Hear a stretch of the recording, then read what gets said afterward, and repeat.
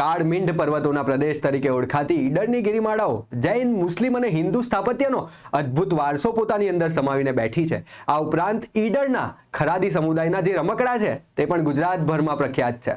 આ ધરાના વાવેલા બીજ આજે વટવૃક્ષ બનીને આકાશને આંબ્યા છે.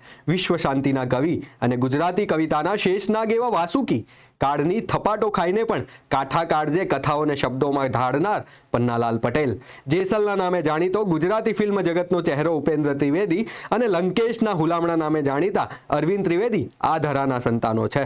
પ્રાચીન સમયમાં અહમદનગર તરીકે ઓળખાતું હિંમતનગર કે જ્યાંથી કર્કવૃત પસાર થાય છે, ત્યાંના આગોદરા ગામે આવેલી છે ભારતની સૌપ્રથમ અને સૌથી મોટી એનિમલ હોસ્ટેલ. વિજયનગર તાલુકામાં હરણાવ નદીને કાંઠે હિન્દુ અને જૈન ધર્મના ઐતિહાસિક સ્મારકો આવેલા છે. આ ઉપરાંત ઇકો ટુરિઝમ સાઇટ તરીકે વિકસાવવામાં આવેલ પોલો ફોરેસ્ટ પોલો ફેસ્ટિવલ માટે જાણીતું છે.